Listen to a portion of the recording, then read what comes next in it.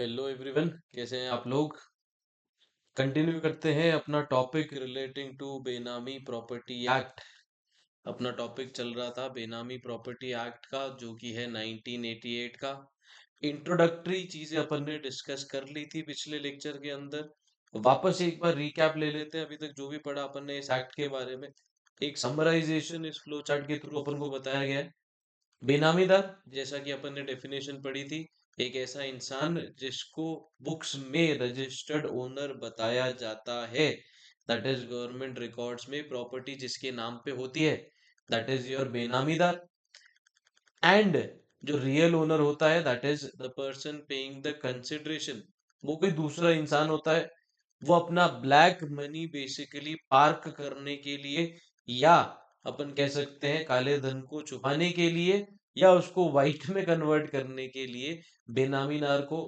को पैसा ट्रांसफर करता है, gives black money to buy property. Benamidar property खरीद लेता है, that is buys property. And उस प्रॉपर्टी के सारे बेनिफिट्स जाते हैं to the real owner, that is the person paying the consideration. उसको सारे के सारे बेनिफिट्स यहाँ पर जाते हैं। अब कंटिन्यू करते हैं इस टॉपिक को जो अपन ने अभी तक समझा कि बेनामी ट्रांजैक्शंस रोकने के लिए, प्रोहिबिशन के लिए गवर्नमेंट ने क्या क्या किया है। अब सेक्शन बाय सेक्शन अपन चलेंगे, दैट इज सेक्शन 3। सबसे पहले अपन को बताया गया that is prohibition of benami transaction. अपन को वापस चीज दिमाग में रखनी है, बेनामी ट्रांजैक्शन मोस्टली किए जाते हैं for tax evasion using black money. And अगर कोई ऐसे ट्रांजैक्शन है जो कि एकदम लीगल है, फॉर एग्जांपल अपन ने डिस्कस करा था, अगर हस्बैंड अपनी वाइफ के नाम पे प्रॉपर्टी खरीदता है, but the payment of consideration is done by the husband and source of income is properly disclosed, trail आपको पता है, पैसा कहाँ से आया है ये आपको पता है, तो ऐसे ट्रांजैक्शन बेनामी ट्रांजैक्शन की डेफिनेशन के अंदर इंक्लूड नहीं किए जाएंगे। अपन अब डिस्कस करने वाले हैं prohibition of benami transaction. No person shall enter into any benami transaction. Whoever enters into benami transaction shall be punishable with the imprisonment which may extend to 3 years or a fine or both। Act चालू होने से पहले कि अगर कोई ऐसे transaction है तो उसके अंदर आपकी इम्प्रिजनमेंट 3 इयर्स, एंड साथ ही साथ या फिर आपको फाइन देने को बोला जा सकता है, या फिर दोनों चीजें हो सकती है। When any person enters into Benami transaction on or after the commencement of the Benami Transaction Prohibition Amendment Act of 2016, यानी एक्ट चालू होने के बाद अगर आप ऐसे ट्रांजैक्शन के अंदर एंटर करते हैं नोइंगली, अननोइंगली का आपको प्रूफ देना पड़ेगा, बट नोइंगली अगर आप एंटर करते हैं ऐसे कुछ ट्रांजैक्शन के अंदर, so you shall be punishable in accordance with the provision of chapter 6, sorry 7। अब चैप्टर 7 प्रोविजन क्या कहते हैं, 1 साल से लेकर 7 साल तक की सजा, साथ ही साथ 25% of the fair market value of the property, जो अभी क्वेश्चन में है, जो अभी कंसिडर की जा रही है बेनामी बाय द अथॉरिटीज, उसकी फेयर मार्केट वैल्यू का 25% आपको फाइन के फॉर्म में देना पड़ सकता है, जो चीज यहाँ पर अपन को बताई गई है। Chapter 7 deals with offenses and prosecution. It provides if a person is found guilty of offense of Benami transaction by the competent court, अपन ने डिस्कस करा था competent court इस केस के अंदर रहेगी जहां पर central government in consultation with the chief justice of high court किसी भी एक सेशन कोर्ट को एक स्पेशल कोर्ट के अंदर ट्रांसफॉर्म कर सकता है, just particularly for consideration, for prosecution, for carrying out all the cases relating to this particular act. तो यहां पर कंपिटेंट कोर्ट अपन को बताया गया, he shall be punishable with rigorous imprisonment for a term not less than 1 year, which may extend to 7 years, or shall be liable to a fine which may extend to 25% of the fair market value of property। fair market value जैसा अपन ने discuss करा on the date of transaction. आपकी property की market में क्या value थी। Example अपन ने discuss करा, डेट ऑफ ट्रांजैक्शन वाले दिन आपकी प्रॉपर्टी की वैल्यू 1 करोड़ है, तो उस 1 करोड़ का 25% आपको देना पड़ेगा in the form of fine which में एक्सटेंड टू 25%। उससे कम चाहे कंप्यूटेंट अथॉरिटी, कंप्यूटेंट कोर्ट तो वो दे सकता है, ऑर्डर कर सकता है, बट इतना मैक्सिमम आपको फाइन देना पड़ सकता है। Next, prohibition of the right to recover property held benami, यानी आप एक बेनामी ओनर है, owner that is the actual owner, जिसने सारी कंसिडरेशन का पेमेंट करा है वो कोई और है। अगर आप उसको या उसके किसी फैमिली मेंबर को ये चीज ट्रांसफर करना चाह रहे हो, दैट इज री ट्रांसफर वाला जो प्रोविजन है सेक्शन 6 में अपन को दिख रहा होगा, वो आप नहीं कर सकते। अब अपन बात कर रहे हैं सेक्शन 4 के अंदर, जिसमें बता रखा है prohibition of right to recover property held benami, no suit और क्लेम और action to enforce any right in respect of any property held benami against the person in whose the name of the property is held, or against any other person shall lie on or behalf of a person claiming to be the real owner of such property। यानी real owner बेनामी owner के against में case नहीं कर सकता, और उससे property recover करने के लिए भी केस नहीं कर सकता। अब उसको दिख रहा है प्रॉब्लम वाली सिचुएशन अराइज हो रही है, तो केस करके वापस ले लो, वो आप नहीं ले सकते। No defence based on any right in respect of the property held benami, whether against the person in whose name the property is held or against any other person shall be allowed in any suit, claim or action on behalf of the person claiming to be the real owner। यानी कि no defense based on any right in respect of any property held बेनामी, यानी कोई ऐसी property जिसको आप बेनामी घोषित कर रहे हो या आपको एक सस्पिशन है कि बेनामी प्रॉपर्टी है, whether against the person in whose name the property is held or against any other person shall be allowed in any suit, claim or action by on or behalf of a person claiming to be the real owner of property। यानी real owner ज्यादा परेशान अगर सी अपन ने discuss करा काफी time, बेनामी owner को खुद को भी नहीं पता कि प्रॉपर्टी उसके नाम पे रजिस्टर करवाई गई है या वो ऐसे कोई एक्ट में फंसने वाला है। उस केस में prohibition of the right to recover property held benami, ऐसी कोई प्रॉपर्टी रिकवर करने से आपको कोर्ट द्वारा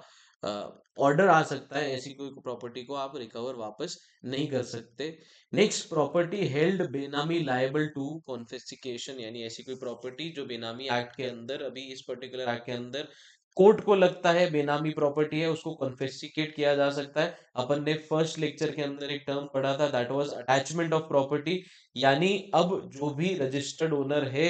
दैट इज द बेनामीदार, उसके पास सारे अधिकार खत्म हो जाते हैं उस पर्टिकुलर दौरान जब तक केस चल रहा है प्रॉपर्टी को सेल करने के, डिस्पोज करने के, या और भी किसी भी तरीके से उस पर लियन एक्सरसाइज करने के, तो ये सारे अधिकार उसके खत्म हो जाते हैं। इन द सेम वे अगर बाद में डिसीजन आ जाता है और ये प्रूफ हो जाता है कि ये ट्रांजैक्शन एक बेनामी ट्रांजैक्शन था, तो उस पर्टिकुलर सिनेरियो में वो प्रॉपर्टी कॉन्फिस्केट हो जाएगी, that is it would be seized by the government, जिसके बदले में आपको कोई भी तरीके का कंपेंसेशन नहीं मिलेगा। नेक्स्ट जो अपन डिस्कस कर रहे थे सेक्शन 4 के साथ जो अपन ने डिस्कस करा, that is section 6, prohibition on retransfer of property by benamidar, यानी रजिस्टर्ड ओनर वापस वो बेनामी प्रॉपर्टी रियल ओनर को ट्रांसफर नहीं कर सकता, ना ही किसी उसके मिलने वाले को ट्रांसफर कर सकता है, जो चीज यहां पर बताई गई है।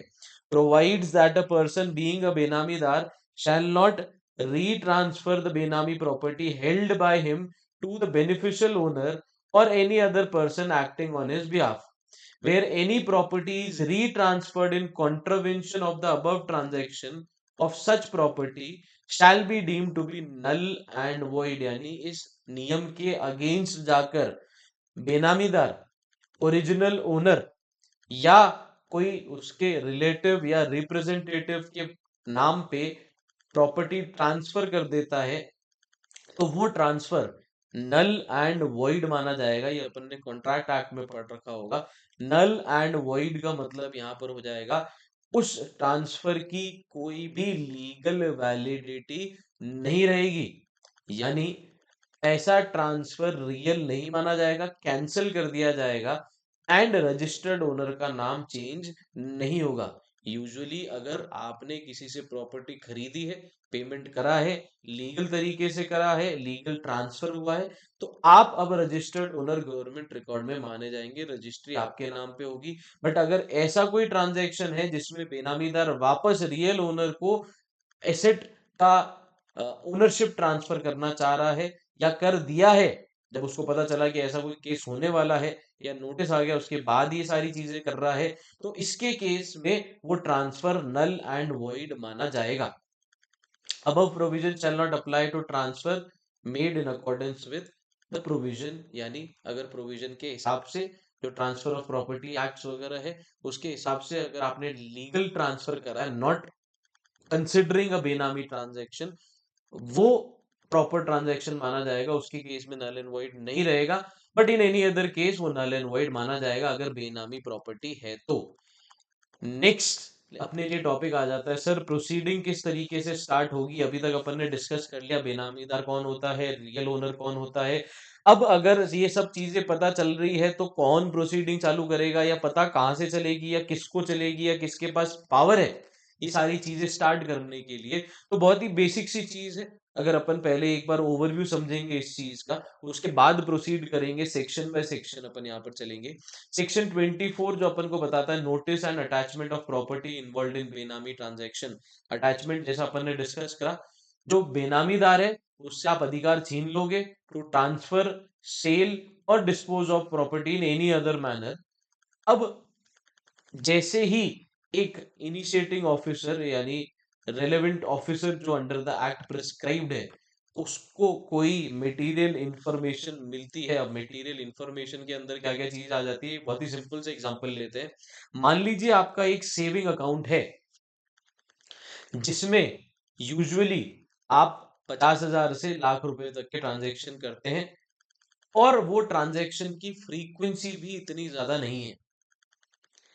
सडनली एक सिनेरियो बैंक के सामने आया जहां पर आपके अकाउंट में बल्क कैश डिपॉजिट चालू हुआ है,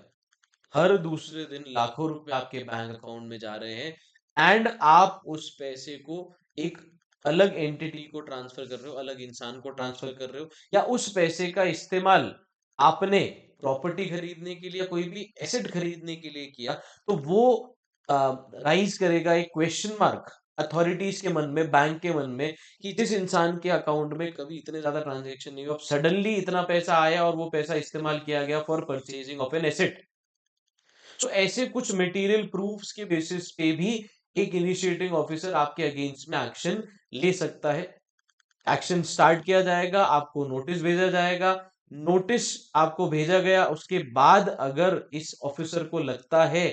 कि एक सस्पिशन है इनके मन में कि आप अब इस दौरान, जैसे आपको नोटिस मिला, प्रॉपर्टी के साथ छेड़छाड़ या डॉक्यूमेंट्स के साथ छेड़छाड़ करने की कोशिश करोगे, प्रॉपर्टी को डिस्पोज ऑफ करने की कोशिश करोगे, तो उसके केस में वो ट्रिब्यूनल से ऑर्डर ला सकते हैं to attach your property and आपसे इंफॉर्मेशन मांगी जाएगी कि हमारे हिसाब से ये इंफॉर्मेशन है कि आपकी ये पर्टिकुलर एसेट एक बेनामी एसेट है।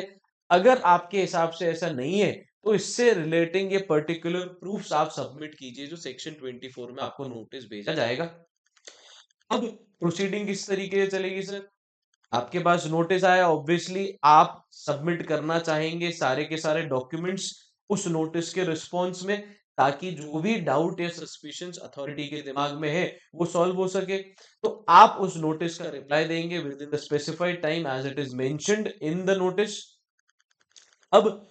आपने जवाब सबमिट करा,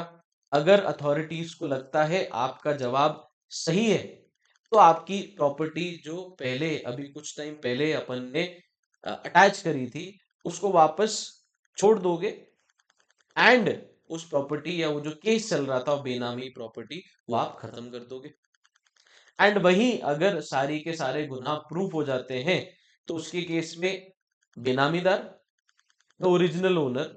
अगर बेनामीदार को पता था, plus the original owner and any other person involve जिसको ये सारे क्राइम का पता था, या इस प्रोसीडिंग के दौरान अगर उसने कुछ छेड़छाड़ करी है, कोई भी एक ऐसा इंसान जो इस पूरी केस में कहीं पे भी ऐसा था जिसने फॉल्स इंफॉर्मेशन सप्लाई करी, फॉल्स डॉक्यूमेंट्स सप्लाई करे, तो उसके अगेंस्ट में भी एक्शन लिया जा सकता है। एंड अगर एग्रीव्ड पार्टी अपन कह सकते हैं, या बेसिकली इस केस में रहेगा जो बेनामीदार, जिसको ऐसा लगता है कि नहीं साहब मैंने तो कुछ भी गलत नहीं किया बट मुझे फंसाया जा रहा है, तो उस केस में वो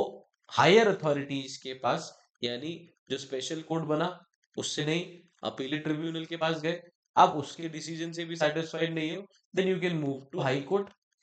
कब जा सकते हो, या फिर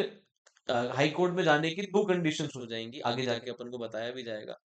या फिर कोई मटेरियल फैक्ट इग्नोर किया गया है, या फिर there is a question regarding law. काफी टाइम लोअर कोर्ट्स अपनी अथॉरिटी एक्सीड कर आउट ऑफ द कोर्ट या किसी प्रेशर में आकर एक डिसीजन दे देते हैं, उस केस में आप सारी चीजों को चैलेंज कर सकते हो इन द हाई कोर्ट। तो ये रहेगा अपना sequence of event that would take place. तो स्टार्ट करते हैं सबसे पहले सेक्शन के साथ, that is section 24, notice and attachment of property, where initiating officer on the basis of material information in his possession has reason to believe that any person is binamidar in respect of a property, he may, after recording reasons in writing, issue a notice to such person to show cause within such time as may be prescribed in the notice why the property should be treated as benami property,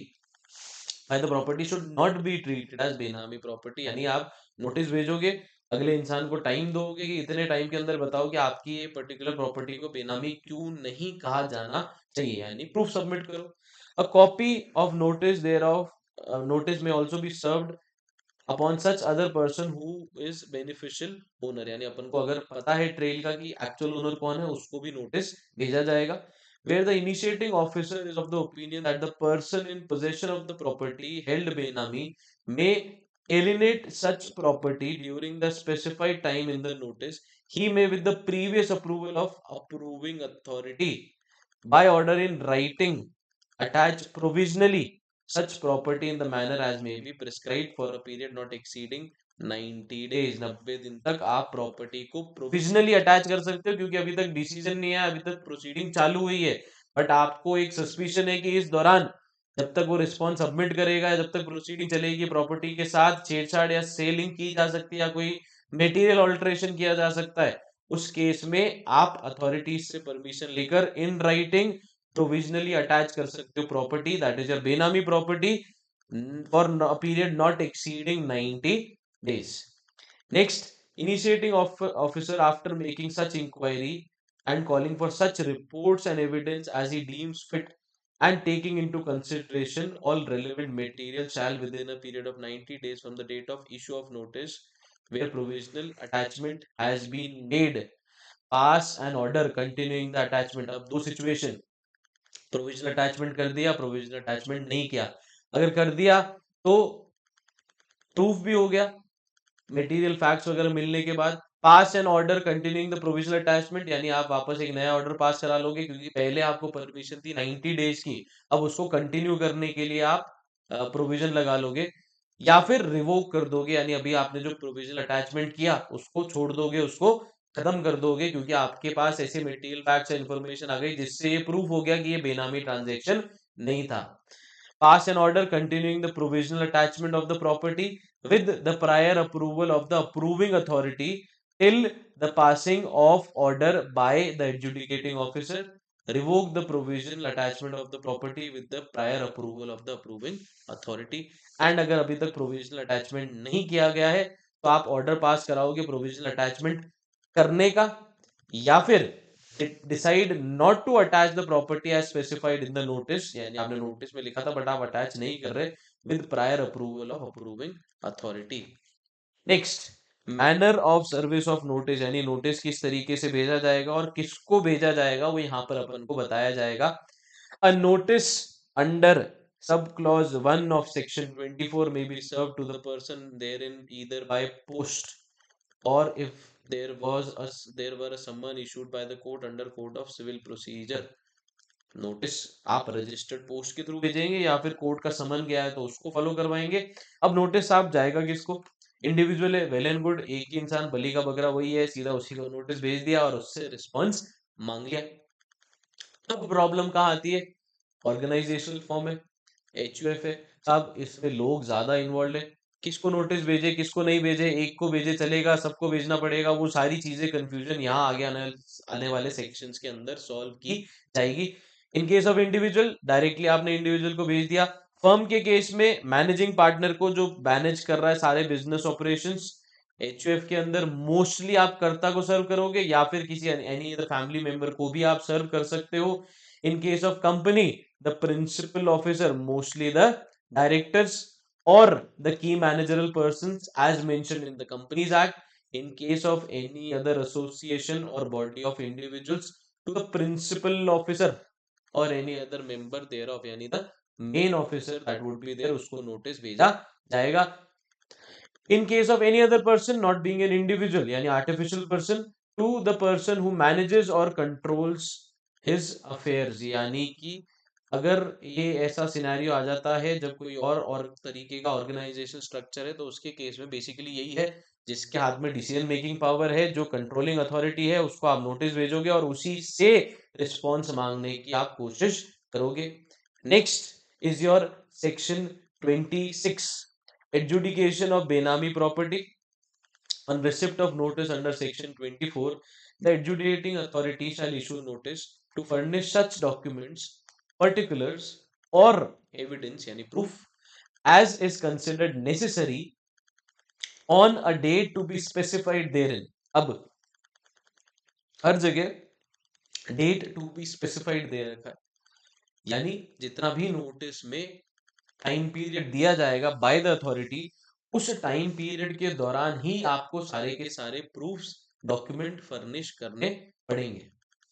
the person specified as benamidar there, any person referred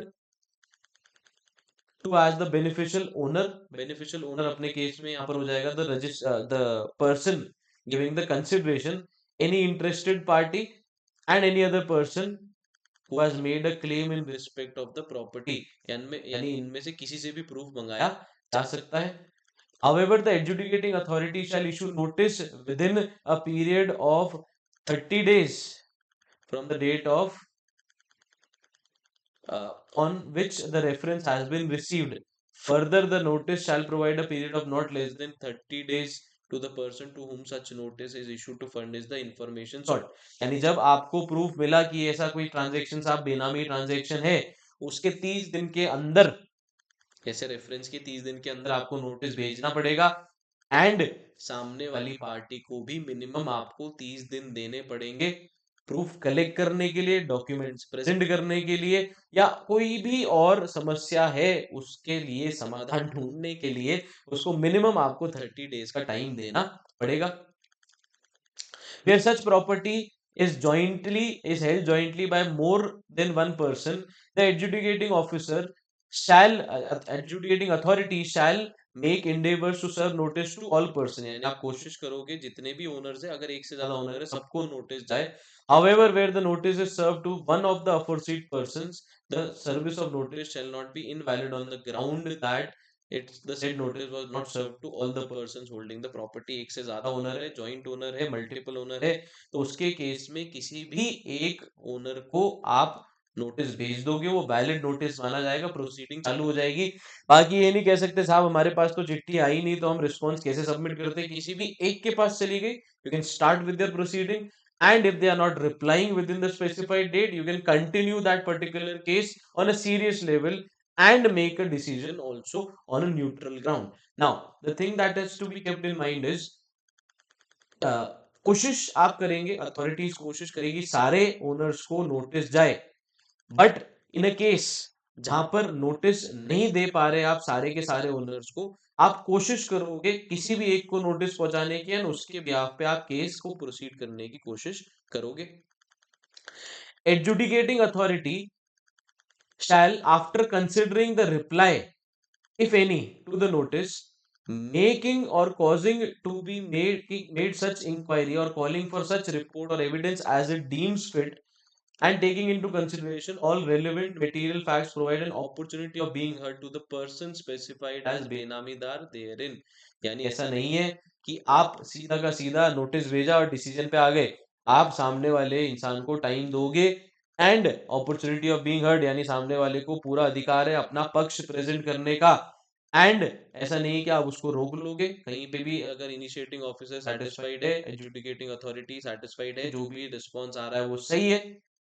then आप proceedings खत्म कर दोगे। नहीं है तो आप उसको proceed करोगे। इनिशिएटिंग ऑफिसर और any other person who claims to be the owner of such property, thereafter the adjudicating authority shall pass an order holding the property not to be बेनामी property and revoking the attachment। जो अपन ने discuss करा, अगर वो proof दे देता है कि उसकी ये जो पर्टिकुलर प्रॉपर्टी बेनामी नहीं है, तो आप उस प्रॉपर्टी के ऊपर जो एक्ट लगा है उसको रिवोक कर दोगे, प्रॉपर्टी अटैच करिए उसको फ्री कर दोगे। और अगर प्रूफ हो जाता है holding the property to be a benami property and confirming the attachment order in all other cases where the adjudicating authority is satisfied that some part of the property in respect of which the reference has been made to him is benami property, but is not able to specifically identify such part, he shall record a finding to best of his judgment as to which part of the property should be held as benami। तो इस paragraph के अंदर अपन को बताया गया, अगर adjudicating officer is satisfied that some part of the property in respect of which reference has been made to him is benami property but not able to identify such part, he shall record a finding to the best of his judgment। इसका मतलब ये हो जाता है, अगर कुछ part of the property आपको लगता है बेनामी है, while you think the other part is not a बेनामी प्रॉपर्टी, बट आप उसको सेग्रीगेट नहीं कर पा रहे, तो उसके केस में whatever is convenient, whatever is suitable, that is on the basis of relevant proof with the adjudicating authority, they may decide which part would be considered as benami and उस part के against में proceeding चालू कर देंगे। Where in the course of proceeding before it, the adjudicating authority has reason to believe that a property other than the property referred to him by the initiating officer is benami property, it shall provisionally attach the property and the property shall be deemed to be property referred to it on the date of receipt of reference under section 24। यानी उस property के अलावा जिसके reference में सारी चीजें, सारी problem, सारे डिस्कशन चल रहे हैं, अगर अथॉरिटी को लगता है कोई और भी ऐसी प्रॉपर्टी है that is considered to be a benami property, तो उसको भी उसी प्रोसीडिंग के अंदर आप कैरी ऑन कर लेंगे, उसके अगेंस्ट में भी ट्रांजेक्शंस। यानी एक ओनर के पास अगर मल्टीपल बेनामी प्रॉपर्टी है तो सारी के अगेंस्ट में आप प्रोविजन चालू कर लेंगे। एंड जो ओरिजिनल नोटिस आपने भेजा था अंडर सेक्शन 24, वही नोटिस माना जाएगा your date of receipt of reference under section 24। सबके लिए एक ही डेट मानी जाएगी। Adjudicating of authority may at any stage of the proceeding either on the application of any party और suo motu strike out the name of any party improperly joined or add the name of any person whose presence before the adjudicating authority may be necessary to enable to adjudicate upon and settle all the question involved in the reference। जिसका मतलब ये हो जाता है कि authority को अगर eight any stage of the proceeding, यानी पूरा केस चल रहा है उस दौरान अगर उनको लगता है, या फिर कोई एक पार्टी की तरफ से, यानी मान लीजिए चार दोस्त साथ में फंस गए अंडर द बेनामी ट्रांजैक्शन एक्ट एंड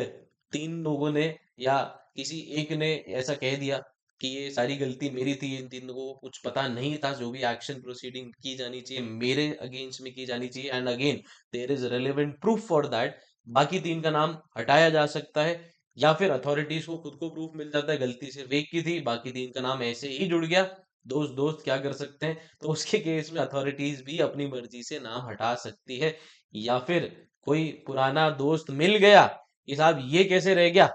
चार नहीं पांच थे, तो उनका नाम जोड़ा भी जा सकता है। Add name of any person whose presence before the adjudicating authority may be necessary to enable it to adjudicate upon and to settle the questions involved in reference to the case.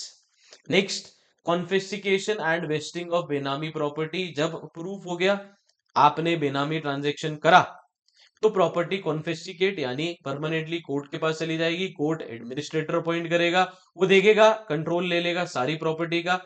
Where an order is passed in respect of property under section 26 of such property to be benami property, the adjudicating officer shall, after giving an opportunity of being heard to the person concerned, make an order confiscating the property held to be benami property. However, where an appeal has been filed against the order of adjudicating authority, the confiscation of the property shall be made subject to order passed by appellate tribunal। Adjudicating authority ने order pass कर दिया, आपकी ये property बेनामी है तो उसका सारा का सारा चार्ज गवर्नमेंट के पास आ जाएगा, कंट्रोल गवर्नमेंट के पास आ जाएगा। अब प्रॉब्लम ये आ जाती है, आप बिना सुने सामने वाले के डिसीजन नहीं दे सकते, you will give the opportunity of being heard. But अगर अपील फाइल कर दी सामने वाले इंसान ने, आपने डिसाइड कर लिया that is the adjudicating authority has decided कि हाँ ये ट्रांजैक्शन बेनामी ट्रांजैक्शन था, बट बाद में ऐसा हुआ कि सामने वाला पर्सन जिसके अगेंस्ट में या जिसके अगेंस्ट में ये डिसीजन गया, उसने ये चीज मानी नहीं, उसने अपील कर दी, तो उसके केस में the confiscation shall be made subject to the order passed by the appellate tribunal. So अगर हायरार्की समझे, सबसे पहले सेशंस कोर्ट आ जाएगा, उसके बाद adjudicating authority, then the appellate tribunal. If you are not satisfied with the appellate tribunal also you can go to the high court. Management of the property is confiscated, that is section 28। Administrator shall have the power to receive and manage the property in relation to which an order of confiscation under section 27 has been made in such manner and subject to such condition as may be prescribed। यानी court, central government एक administrator appoint कर देगा, वो सारी की सारी property asset receive कर लेगा एंड मैनेज करेगा, या तो वो खुद या any other person as may be specified by him. Position of property sorry, when an order of confiscation in respect of a property has been made, the administrator shall proceed to take the possession of such property. Administrator shall by notice in writing order within 7 days or 7 days of the date of service of notice any person who may be in possession of the benami property to surrender or deliver possession thereof to the administrator। यानी notice भेजा surrender करने का, उसके 7 दिन के अंदर आपको property surrender करनी पड़ेगी। एंड अगर एडमिनिस्ट्रेटर को लगता है कोई प्रॉब्लम है, ये परेशान कर सकता है आदमी, तो आप पुलिस ऑफिसर को लेकर 7 दिन से पहले इमीडिएट भी आप पोजेशन ले सकते हैं। In the event of non compliance, 7 दिन के बाद भी अगर नहीं कर रहा या फिर आपको लगता है इमीडिएट पोजेशन लेना है, in event of non-compliance of the order referred to in clause A, or if his opinion taking over immediate possession is warranted only for the purpose forcibly taking over possession, requisition the service of any police officer to assist him, and it shall be the duty of such officer to comply with the requisition। Next, appellate tribunal के बारे में अपन को बताया गया। Central government shell by notification establish an appellate tribunal to hear the appeal against the order of adjudicating authority and authorities under this act. Section 40 lays down the procedure and powers of appellate tribunal, provides that the appellate tribunal shall not be bound by the process of civil procedure but shall be guided by the principles of natural justice। यानी गुनहगार के पास भी एक मौका दिया जाएगा साबित करने के लिए कि उसके ऊपर लगाए गए सारे आरोप गलत है। So principle of natural justice would be followed by appellate tribunal also। Subject to other provision of this, the appellate tribunal shall have powers to regulate its own procedure, क्योंकि special act है, special case है, special scenario है,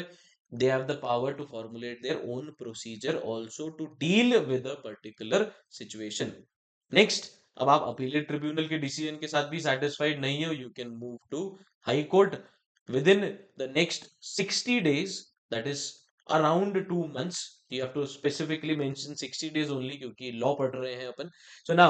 60 days का time period जिसके दौरान आपको high court में appeal file करनी है अगर आप सेटिस्फाइड नहीं हो with the decision of appellate tribunal. अगर 60 दिनों के बाद आप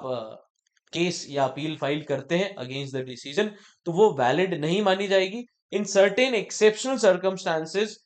आप अगर कोर्ट को ये प्रूव कर देते हैं कि ये जस्टिफाइड रीजन था जिसकी वजह से 60 दिन की टाइम लिमिट क्रॉस हो गई, तो सिचुएशन को कंसिडर करते हुए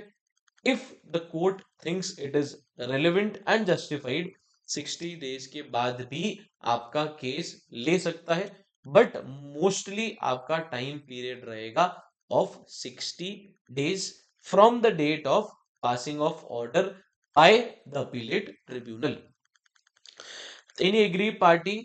by any decision or order of appellate tribunal may file an application to High Court within 60 days from the date of communication of decision or order of the appellate tribunal to him or any question of law arising from such order। High Court may entertain any appeal after the said period of 60 days if it is satisfied that appellant was prevented by sufficient cause from filing the appeal with the specified person specified. High Court may determine any issue which has not been determined by the appellate tribunal, कुछ ऐसा point जो appellate tribunal ने जिसके ऊपर decision नहीं दिया, या फिर has been wrongly determined by the appellate tribunal by reason of the decision on such question of law. यानी अथॉरिटी एक्सीड करी या कोई और प्रॉब्लमैटिक सिचुएशन रिगार्डिंग लॉ, उस पर्टिकुलर सिनेरियो के अंदर आप यानी हाई कोर्ट यहाँ पर केस को एंटरटेन कर सकता है. स्पेशल कोर्ट जैसा अपन ने डिस्कस करा, the basic court that is your session court. Central government in consultation with chief justice of the high court shall for trial of an offense punishable under the act by notification designate one or more courts of session or as special court or special court or such area or such case or group of people as the case may be specified therein by the notification. यानी central government with chief justice of high court किसी भी एक court को, sessions court को basically special court बना सकता है. Now, while trying an offense under this act, the special court may also try an offense other than the offense referred, which the accused may under the code of criminal procedure be charged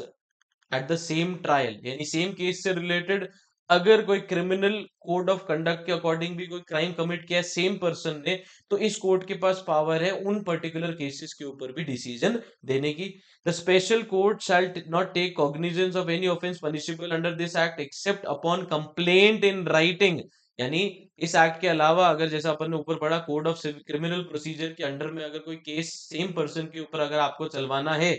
तो वो तभी हो सकता है जब order दिया गया है, ऑर्डर या रिक्वेस्ट की गई है by the authority in writing और by any officer of the central government और state government authorise in writing by the government by general और special order made on this behalf. यानी स्पेशल रिक्वेस्ट के case में basically to save the time of the court, अगर एक person के against में multiple charges है तो वो कोर्ट की रिक्वेस्ट पे या सेंट्रल स्टेट गवर्नमेंट की रिक्वेस्ट पे सेम कोर्ट में प्रोसीड करके और उसको वहीं पे सजा दी जा सकती है. Next is your offences and prosecution. where any person enters into Benami transaction in order to defeat the provision of any law or to avoid payment of statutory dues or to avoid payment to creditors, beneficial owners, Benamidar or any other person who abates or induces any person to enter into Benami transaction shall be guilty of Benami transaction. आप किसी को motivate कर रहे हो या फिर statutory dues यानी tax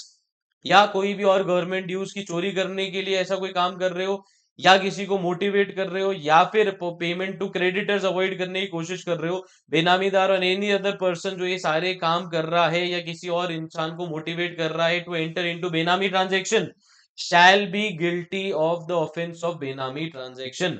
and offence का सेम पनिशमेंट 1 ईयर से लेकर 7 ईयर तक after the formation commencement of this particular act and which may exceed और together with that is imprisonment के साथ आपको फाइन भी कहा जा सकता है 25% of the fair market value of the property. Next and the last topic of this particular chapter is penalty for false information. The section provides that any person who is required to furnish information under the act knowingly जानबूझ के गलत information देता है authorities को या फिर गलत document बनाकर देता है under this act shall be punishable with rigorous imprisonment for a term which may not be less than 6 months, which may exceed to 5 years, and 10% of the fair market value. यानी आप खुद बेनामीदार हो या